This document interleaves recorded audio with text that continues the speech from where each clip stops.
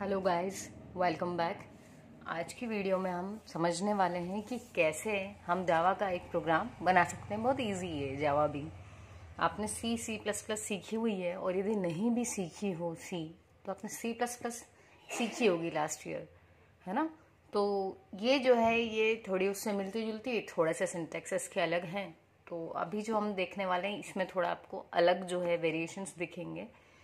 So don't worry, बहुत सारी चीज़ें जो आप इसमें पहली बार देख रहे हो वो इसमें आपको थ्रू आउट सारे प्रोग्राम में वही यूज़ होने वाली है। तो एक बार सीख लो अच्छे से और आगे काम में आएंगी। ठीक है, तो चलिए हम स्टार्ट करते हैं। उससे पहले आप सभी को हैप्पी दिवाली।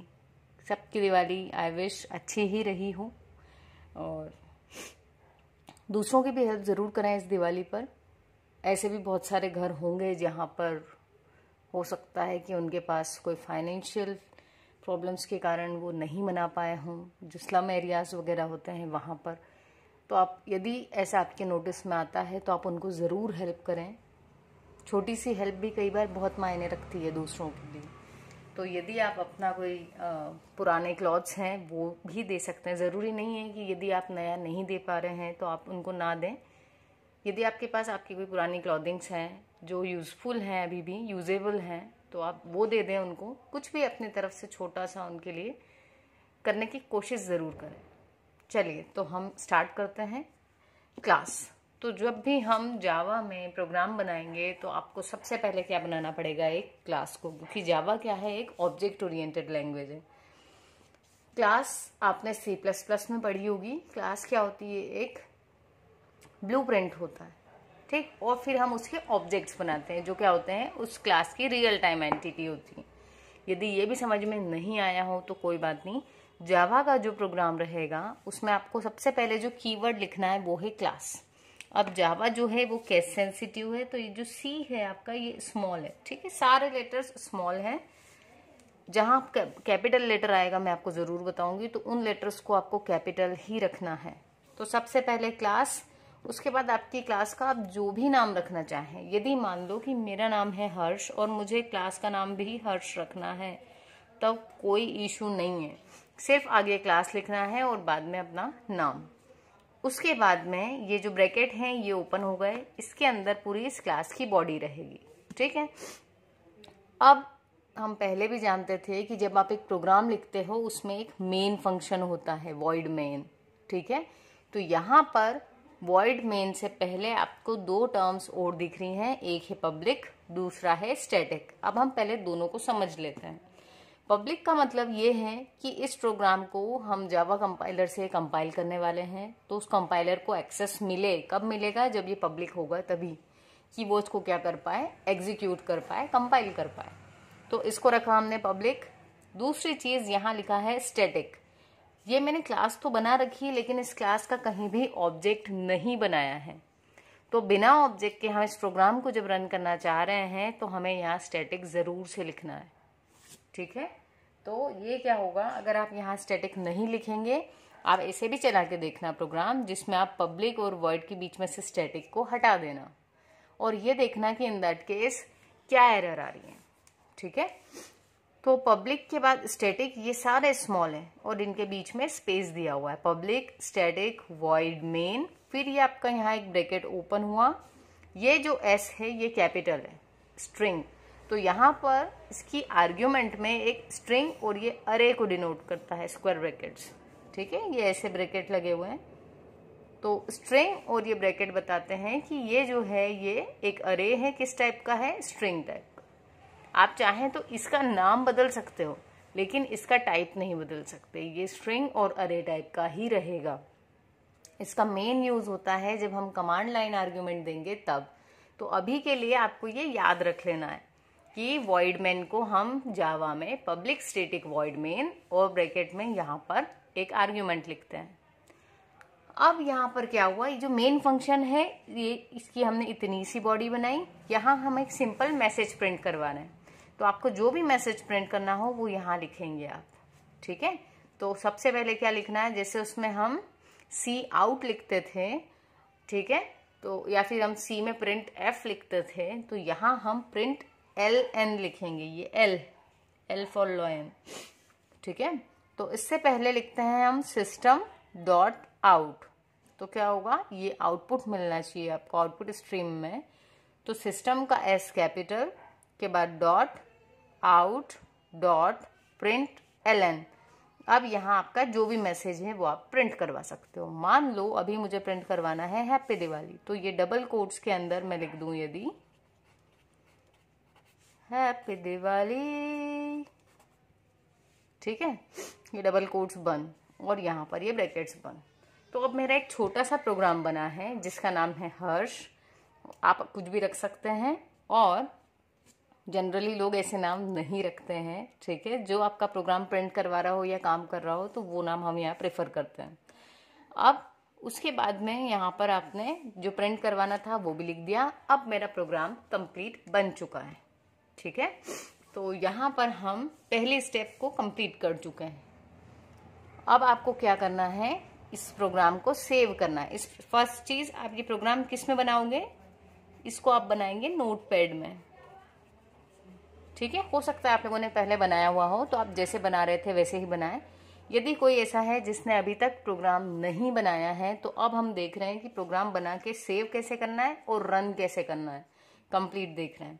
तो सबसे पहले आपने नोटपैड में प्रोग्राम बनाया। सेकेंड स्टेप में आप क्या करोगे, इसको सेव कर लोगे। सेव आप कहाँ करेंगे, तो आपके कंप्यूटर में बहुत सारी ड्राइव्स होंगी। मान लेते हैं हम कि डी ड्राइव था, उसमें आपने सेव किया। डी ड्राइव में आपने एक फोल्डर बना लिया जिसका नाम बना दिया जावा प्रोग्राम्स, ठीक है, ताकि आप अपने सारे जावा के प्रोग्राम इस फोल्डर में रख दें, है ना। आपको पता होगा आपका जो कंप्यूटर होता है उसमें सी डी ई ऐसी बहुत सारी ड्राइव्स होती हैं। तो आप कोई सी भी ड्राइव में एक फोल्डर बना दिया आपने। अब ये जो है इसको मुझे सेव कहाँ करना है, इसके अंदर। तो हम क्या करेंगे, सेव पे जैसे ही क्लिक करोगे तो आपके पास में एक विंडो खुलेगी। आप उसमें डी को जाके क्लिक करोगे और फिर जावा प्रोग्राम्स में चले जाओगे, ठीक। और फिर आपको क्या करना है, टाइप क्या करना है फाइल का नाम जो आपकी क्लास का नाम था। तो तीसरी स्टेप में आप फाइल का नाम क्या रखेंगे, जैसे मेरी क्लास का नाम यहाँ ये है, तो मैं फाइल का नाम रखूंगी हर्ष डॉट जावा। जब आप सेव करोगे तो आपके पास में दो ऑप्शन चलेंगे वहां पर। एक आएगा फाइल नेम, जहां आपको लिखना है अपनी फाइल का नेम और डॉट जावा लगा देना है।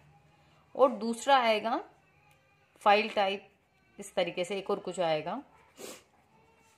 तो यहाँ आपको एक ड्रॉप डाउन लिस्ट दिखेगी, उसमें से आपको क्लिक करना है ऑल फाइल्स, ठीक।